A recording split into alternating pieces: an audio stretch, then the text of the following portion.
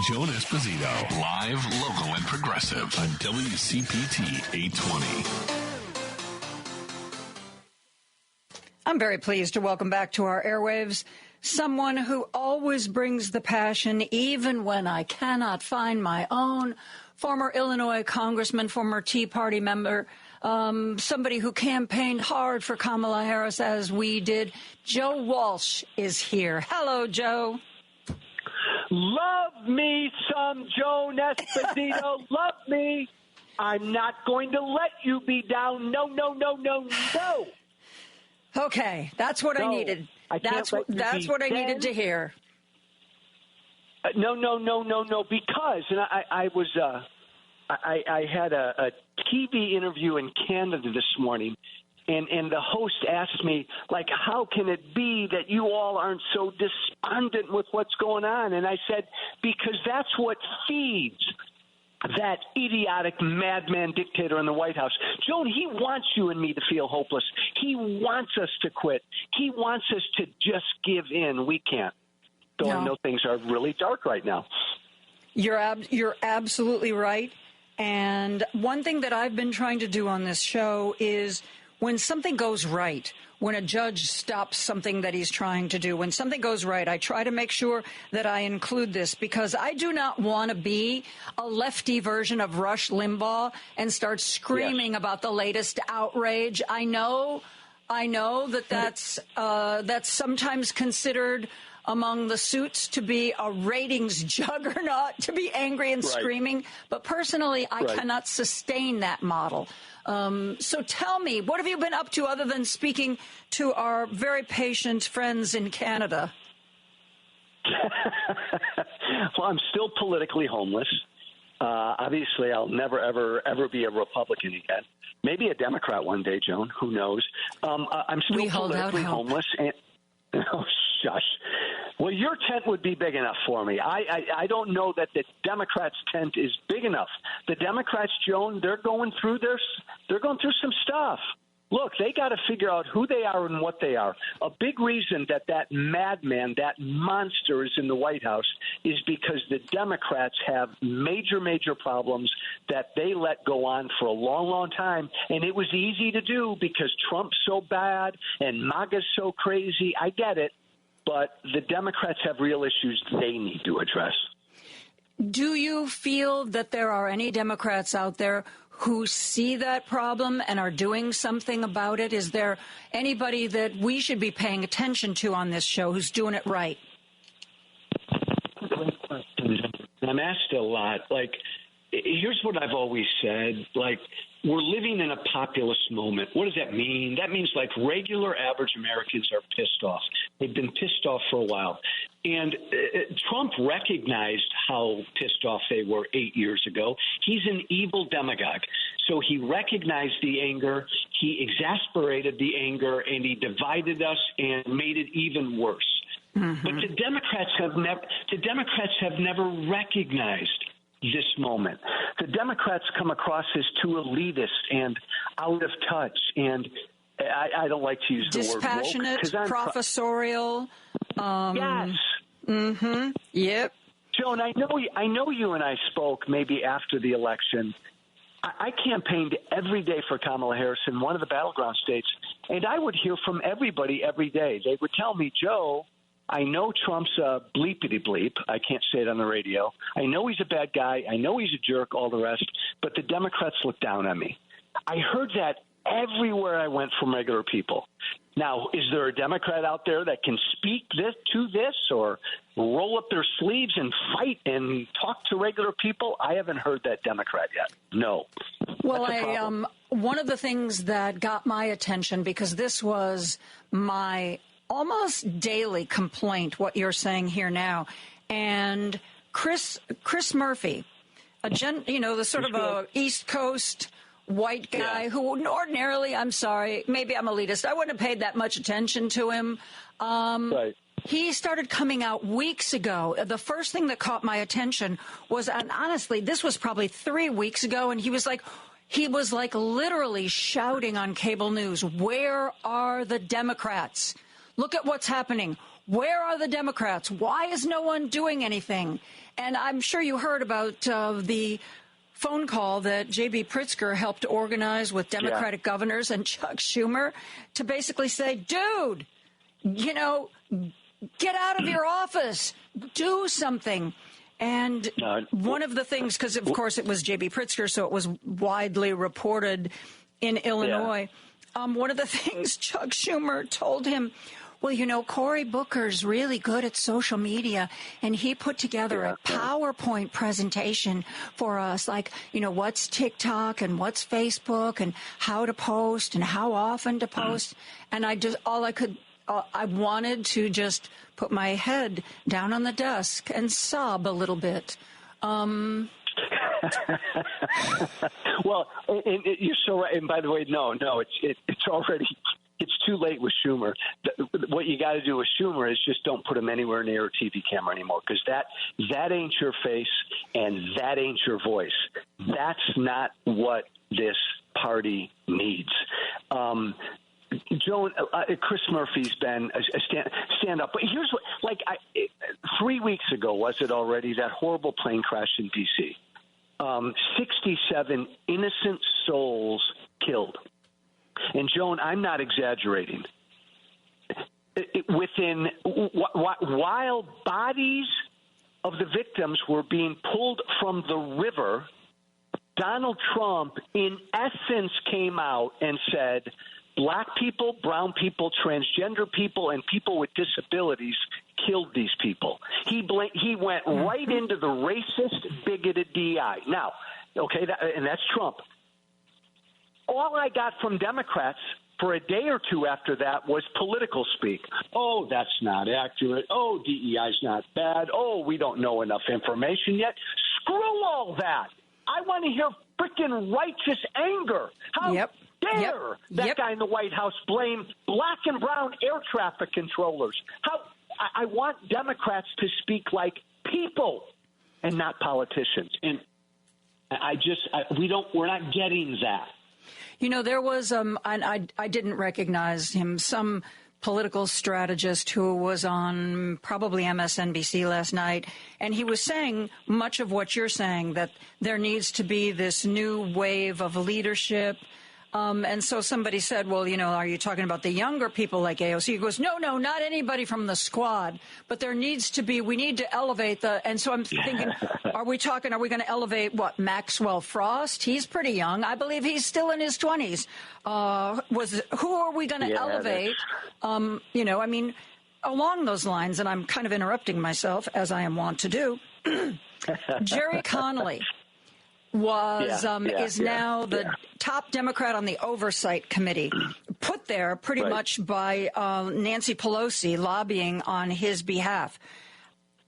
Where's Jerry Connolly been in all this? Because when he first got elected, I was kind of like, seriously, an old white dude actively battling a life-threatening cancer? This is your choice? And people responded to me, oh, no, you don't know him. He's a fighter. He's going to be great.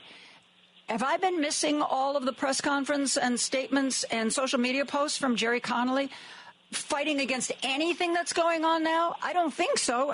Maybe I'm wrong. He's a good guy. I served with him. But, no, he's too old. That ain't it. But, Joan, I say this as a former member of Congress. I don't think you're going to get that standout voice in Congress. There are too many of them. AOC is a fighting voice. I think she's too young. This Jasmine Crockett, she's a good spirited fighter. I think she's too new and young. And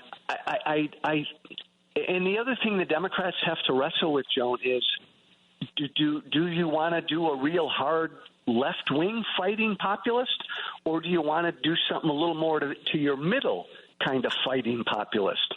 They've got to make that decision as well. How big of a tent do the Democrats want to be? They're losing a lot of people. I know it's hard to imagine, to Trump and MAGA, because they're so out of touch, and a lot of people perceive they've moved too far left. There are a lot of us independents in the middle who want nothing to do with the Republican Party ever again, but we worry about the Democratic Party. The Democratic Party could get us. Okay. I know it's a lot on your plate. You are gettable. What kind of leader would bring you into the tent? Someone like me. Joe, you and I are a little, we're not on the younger side of the spectrum here. Still young. We are still young, fighting folk. I want someone who can fight, and I say that on the radio. That's okay. Lady B probably already bleeped you. It's okay. Thank you. Sorry, Lady B. I want someone who's a fighter who will get in a boxing ring with Donald Trump and punch the hell out of him. Somebody who can sit at a bar in Wheeling, Illinois, any suburb of Chicago, and talk to anybody. Somebody who can find common sense. Let's get stuff done. Answers to all these problems, because the ironic thing, Joan, is, and I say this as a former right-wing hellraiser, most of the Americans on most of the issues are still with Democrats. They're not with MAGA. It's just that MAGA fights, and Democrats don't. Yep. I agree with you. I agree with you 100%. And that's been my big complaint. Well, that's what I mean when I say that so many of the Democrats seem so hidebound, dispassionate, professorial, out of touch. We need somebody who's charismatic. You know, I don't know who that is. But whoever they are, I sure hope they raise their hand and come to the front of the room sooner rather than later. Maybe it's out of Washington. You know, often in times like this, you look outside of D.C., you look toward your governors, a charismatic, fighting governor. I mean, well, there's a couple of them that come to mind. I know. Although I think Gavin Newsom is going to be pretty distracted by all of the repair work and everything going on in his state. He's been pretty quiet since Los Angeles burned, and he's got a lot on his plate right now. So he seems to have been taken off the table. J.B. Pritzker has been very vocal. I think if he does want to become a real player on the national stage, I think he's got some strikes against him that I'm not sure he can overcome. Yeah. Jay Inslee from Washington. How about Josh Shapiro from Pennsylvania? They love him out there. I don't know Shapiro. I want somebody who just seems real and authentic and can just stand in front of the American people and say, screw it, I ain't perfect. My socks have holes in them, but damn it, I'm going to fight for you. And I don't want anybody scripted or too polished, and I don't know who that is. But, Joan, this is all depressing, but I just heard you say before you brought me on, we do have a third branch of government, and the judiciary right now is doing a phenomenal job stopping Trump's unconstitutional dictatorialship. I mean, the courts are doing really well right now. We're stopping a lot of Trump's bad stuff. Yes, we absolutely are. And I think those mid-level, those federal judges, those circuit judges are going to continue to do great work. If any of that gets to the Supreme Court, though, I am not quite as confident that Donald Trump will go unchecked. What about you? I'm nervous. I said on some interview yesterday, people always ask me, because I say we're in a constitutional crisis, and people say, what do you mean, Joe? What do you mean? And what I say is our founders gave us 3 independent branches of government. Right now we only have 2. And people look at me, what do you mean, Joe? Well, and I say, as a former congressman, we no longer have an independent legislative branch. Joan, I'm telling you, my former Republican colleagues, to a man and a woman, they now pledge fealty to Trump and not the Constitution. If we had an independent legislative branch, Elon Musk would have had his ass hauled in front of Congress 2 weeks ago to answer questions. So we only have 2 branches of government right now, independent. That's a crisis, and you just alluded to, oh, my God, what if the third branch relinquishes its independence? Then all hell breaks loose. Well, Donald Trump said when he was campaigning that he always felt that the executive branch should be elevated above the other two branches of government. It shouldn't be co-equal. The executive branch should be like at the top of a pyramid as opposed to, equal branches of government. And there have always been voices of dissent, people willing to stand up within a party to say this is wrong. We had Barry Goldwater going to talk to Nixon. Yeah. We had John McCain, who saved the Affordable Care Act. There have always been brave people. I mean, however you feel about them, Liz Cheney and Adam Kinzinger paid a very high price for opposing Donald Trump. But there's nobody like that now in Congress or in the Senate. Well, unless you count those few no votes we got from Mitch McConnell about some of the craziest cabinet members, which I think the only reason, I'm very cynical, I think the only reason Mitch McConnell cast those no votes because he knew it wouldn't make a difference. It wouldn't really bring anybody down. So he could just kind of give a middle finger to Donald Trump and really there wouldn't be any consequences. Where's the voice? Where's Lisa Murkowski, Susan Collins? No. That day's gone, Joan. There's no voice in the Republican Party. Any voice that would be there has already left the party like me. There's no voice. So that ain't happening. There's going to be no rescue from the Republican Party. This country needs to wrap their arms around that. We have two major political parties, and one of them affirmed in November that they are an authoritarian-embracing cult. Period. And by the way, he did better than people thought he'd do. So wake up, America. The help's not coming from there. The help's got to come from the courts. The help's got to come from us taking to the streets. And the help's got to come from all of us helping the Democratic Party get their act together.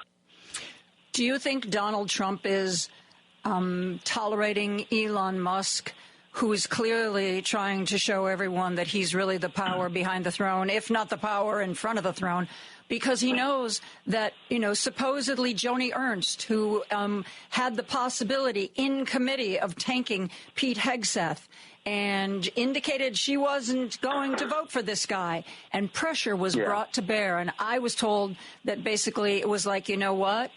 Elon Musk is going to go after you. They're going to primary you. They're going to trash your reputation to the people of Iowa. Get on board, Joni Ernst. And then all of a sudden, Joni Ernst was very, very quiet. I think he's tolerating the antics of Elon Musk because Elon Musk has the money to intimidate. Donald Trump, I don't think... he certainly is known for being vengeful and coming after people. Maybe you're going to be audited by the IRS if you stand up to Donald Trump. But Elon Musk can actually destroy you. I think I take a contrarian view. I accept a lot of what you said, but the average elected Republican still fears Donald Trump way more than Elon. Donald Trump's blessing or middle finger will either get you reelected as a Republican or get you banned. And that still holds. And that will hold in 26, and that will hold in 28. Elon's right behind him. They're a deadly combination. And I don't buy this whole notion that the honeymoon may end soon, blah, blah. I believe Trump loves what Elon's doing. I think they play off of each other. So I think that I see them hanging together for a long, long time. As you said, increasing the pressure on all Republicans to stay in line. Plus, I think the added benefit is that, if Elon is doing and saying all these things that Trump wants, but Elon's out there front and center pushing it, then if it all blows up, we sacrifice Elon and we move on, Yeah. Just like Donald Trump's always done. You're with me. I'm with you. I'm with you. I'm with you. Oh, wait, you're in trouble. I'm not with you anymore. We always have to imagine the worst with Trump. We've always failed to imagine the worst. And Joan, look, don't tell me that he won't think about or try to run again. Don't tell me we know what he or the world's going to look like in 2 years. we have to believe and prepare for the absolute worst. That's got to be our mindset. Tell me what you think about J.D. Vance. I think he's a man. I think he's a smart, calculating fraud who has gone 100% against everything he believes in when it comes to policy and Trump to advance himself professionally. I wrote a piece a while back about how J.D. and I were two ships passing in the night. I supported Trump in 2016, and then I publicly opposed him, and it ruined my political career. It ruined my livelihood. I did what I did knowing it would kill me. J.D. Vance did what he did, opposing Trump first and then getting in bed with him because he knew it would help him. But he's also very smart, and that's dangerous. Yeah, and I assume he still has Peter Thiel behind him, the billionaire with the very deep pockets, who is probably part of the reason why he is where he is. But, I'm not so sure I agree with you that we're going to see a lot of bad things coming down from Trump because, now you made it. He's now going to be head of the Kennedy Center. He's going to be picking out like the musical acts and the performers who are going to be at the Kennedy Center. So maybe he'll be doing that instead, Joe. By the way, classic move of an authoritarian, wanting to put himself in charge of culture and all the rest. But it's like, Joan, and again, this is where the Democrats are so bad. And by the way, Joan, I blame Joe Biden for a lot. I do not blame Kamala Harris for losing. I think she did really well. I blame Joe Biden and his humongous old man, bitter ego for doing what he did. We didn't hear from Joe Biden for 4 years. And Donald Trump is in our grill every single day. Donald Trump went to the Super Bowl. Donald Trump he's holding press conferences every day. Now, it's easy to do because he lies every time he opens his mouth. But, the perception is he's always out there. And it wasn't that way with Biden. Democrats, he was a behind-the-scenes guy. Yeah, but he just couldn't communicate either. Trump's, maybe we'll get sick of it in another 2 or 3 years, but maybe not. I mean, you and I are. I'm saying the American people in general. Are you surprised? It's part of his magic. That we haven't been hearing more from Bill Clinton or Barack Obama? No, because they aren't going to rescue the party. I campaigned with Bill Clinton in Pennsylvania. It's like a nostalgia tour. And even with Barack Obama now, it's like I think a lot of these Democrats are disconnected with where people are today. David Axelrod, I wanted to just whack him upside the head the other week.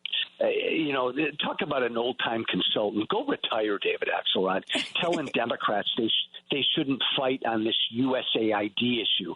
Pick your battles. Don't fight Trump everywhere. Yeah, I didn't know he said that. I've heard other people saying that. We have to. Well, supposedly even Chuck Schumer told the Democrats in the Senate when it came to Trump's cabinet nominees, we're not going to oppose all of them. The ones that are at least halfway normal, you can vote for those because that way when we oppose the ones that are really out there, it'll have more of an impact.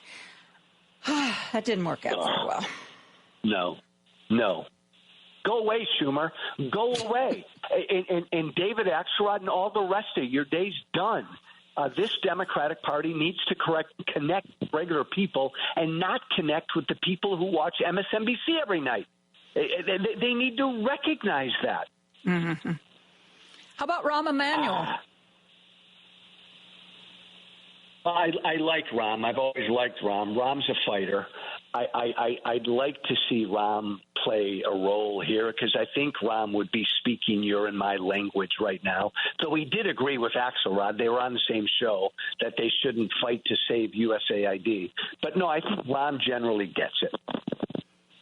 James Carville, I don't want to see Carville on TV anymore. Oh, my God, go retire. These old Democratic voices, Joan, good God. Yeah. I know. My fear I think you're right. I think Rahm Emanuel is a fighter. When he was mayor of Chicago, though, his reputation was that he was the mayor for downtown. He didn't really pay much attention to the neighborhoods, the actual people that you and I are talking about. He was the one who was so proud of bringing all these corporate headquarters to downtown Chicago. It was sort of like, well, if we fix up downtown Chicago, then all of the goodness will work its way out to the neighborhoods. And that actually kind of didn't happen. Plus, I think he's always, for the rest of his political life, going to be hounded by the fact that he sat on the Laquan McDonald video for more than a year. I don't know that that's going to win him any friends.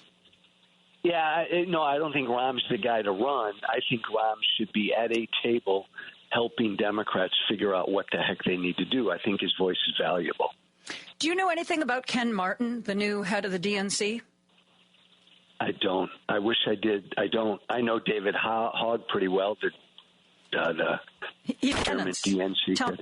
Yeah, is that a good thing that he's in that position, or a disruptive thing? No, I think it is. I think it is. He's total Gen Z. You know, he was down at Parkland High School in Florida back in 2018 with that horrible shooting. He's become a big gun control advocate. He and I disagree a lot on guns, obviously, but we've developed a real respectful relationship. But he's young, and he's Gen Z, and Democrats didn't do as well with Gen Z and young people as they have before.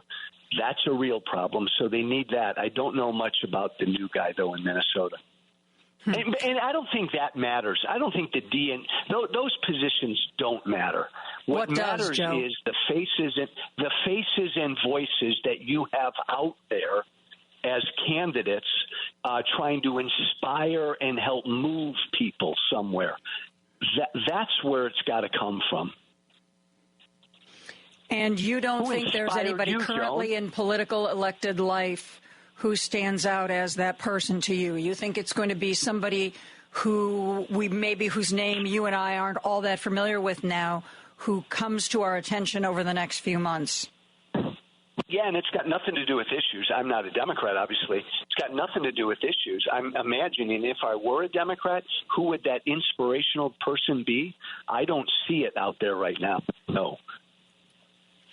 Yeah, that's kind of what I was afraid you were going to say. Joe, don't you bring? You know, I don't always have good news. I know. But I love you anyway, and I love having you on the show. Thank you for throwing over Canada and making time for us. Love me some Joan Esposito. Thank you, Mr. Walsh.